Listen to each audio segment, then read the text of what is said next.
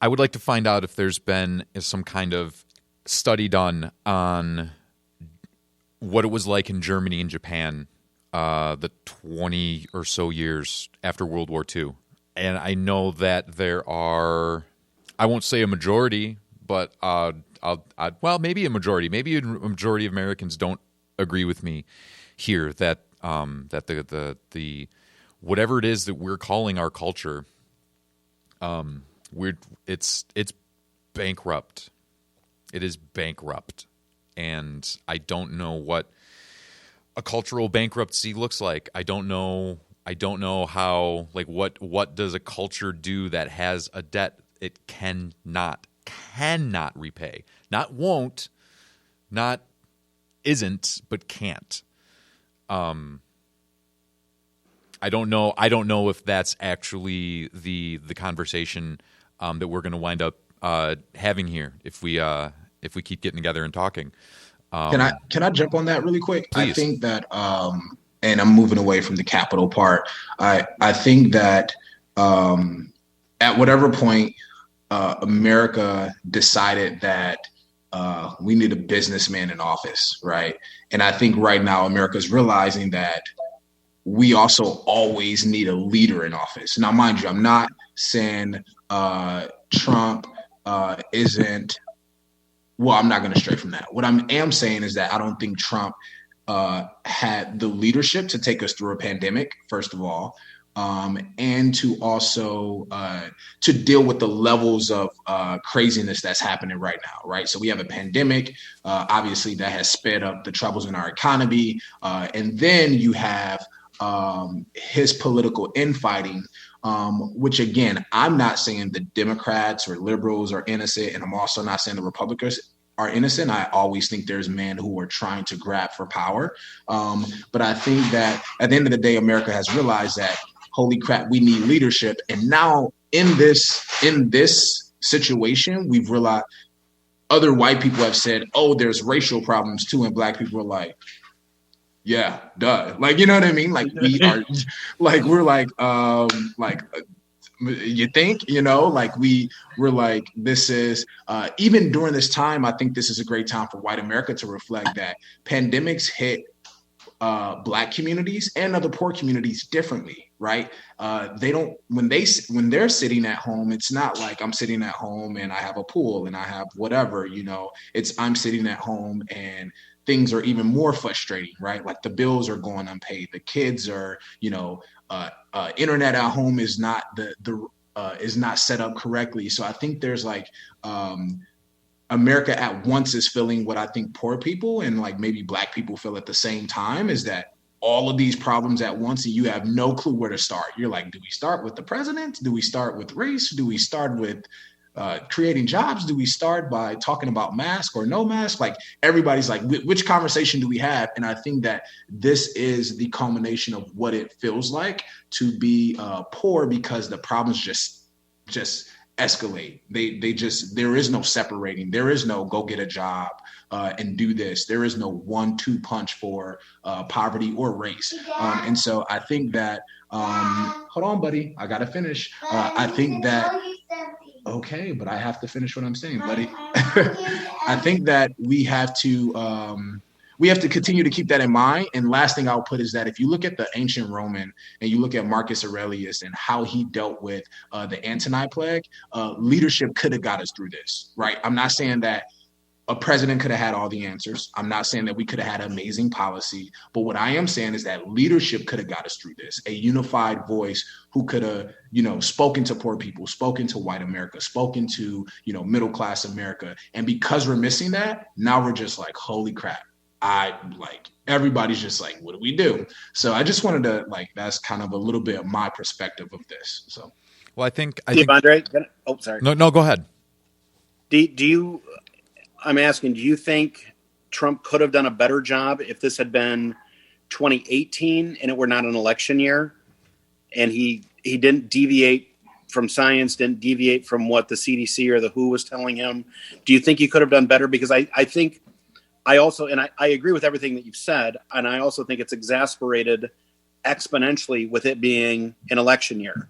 And Trump was pointing at BLM and saying, look at the lawlessness here. If you elect Joe Biden, that's going to be on your front doorstep every single day. And then he was saying to the conservatives, who were the anti-maskers, the conspiracy, pandemic, et cetera, and he's like, if you elect Joe Biden, he's going to make you wear a mask even in your own home. You're never going to have your job back. You're never going to go back to a bar or a restaurant. He's going to lock you down, and the country is going to go to crap. I'm just totally. I agree with that. I do think election cycle complicated it. But what I think hard times exploit people. And so what I think happened is that it just increasingly showed the deficit of character that Trump actually has. You know what I mean? Like, I do think he could have, I think it would have been easier without election. I think it would have been a little bit easier if he could have only focused on the pandemic and the economy. But when things get tough, there's a certain type of maturity and type of like, okay, this is not a war I can fight today because people need me to do this, right? And I think seeing a leader seeming like they're always hitting the bullseye on their self-interest and not the American interest, it's like, it just makes you feel different, right? And so I do think it would have been easier. I do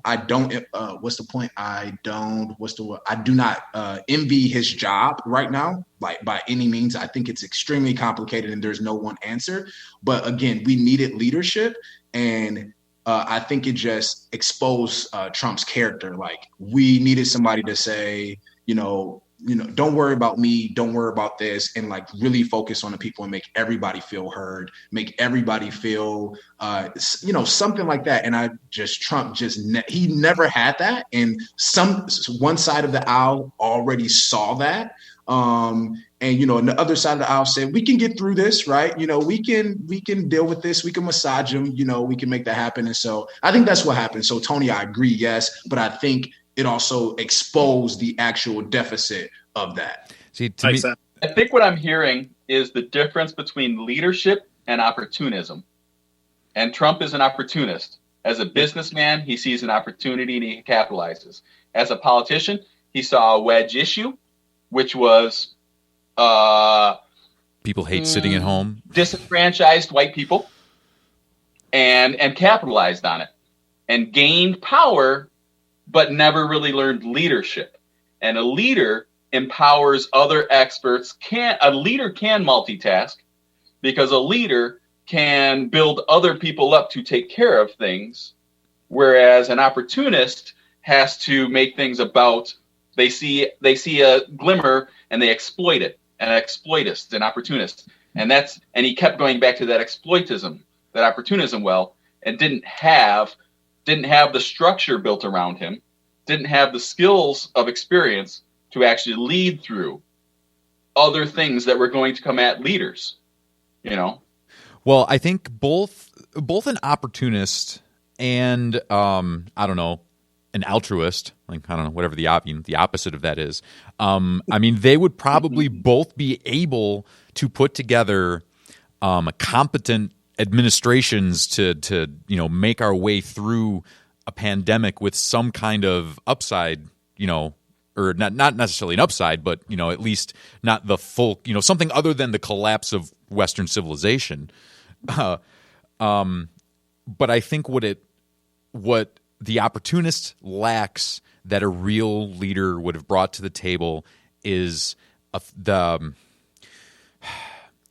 honestly, the same thing that we lacked when when Reagan was president and HIV and AIDS became a thing. While hundreds of Americans were dying from a disease that science was struggling to understand, instead of easing people's fears and basically just using a bit of that showmanship that I heard that they learn in Hollywood, to just give people a reason to wait and see and let science do its work so that we can fight this the only way we can actually fight it. Instead, they're making jokes about who has the gay cancer from the press secretary's podium. Or last thing. Yeah.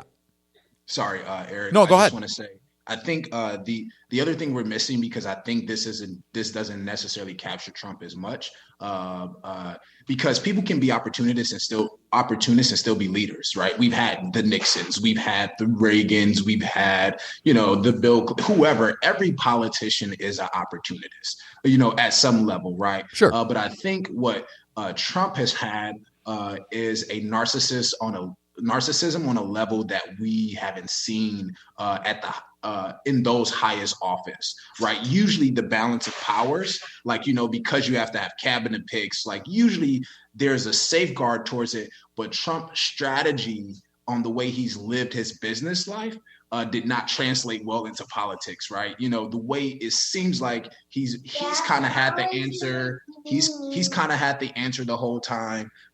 He's kind of when things didn't go his way, he either was able to leave it or buy it up, right? And you can't do that in politics. There is no shedding somebody else up. There is no and so I think the narcissism point is really what adds into this, and oh, okay, I see what's happening here. It's just I think, at least me, that's my personal opinion. No, right? well, I if think you guys want to challenge me on that, I would love to hear it. Not at all. I think another way to put it would be that Trump, the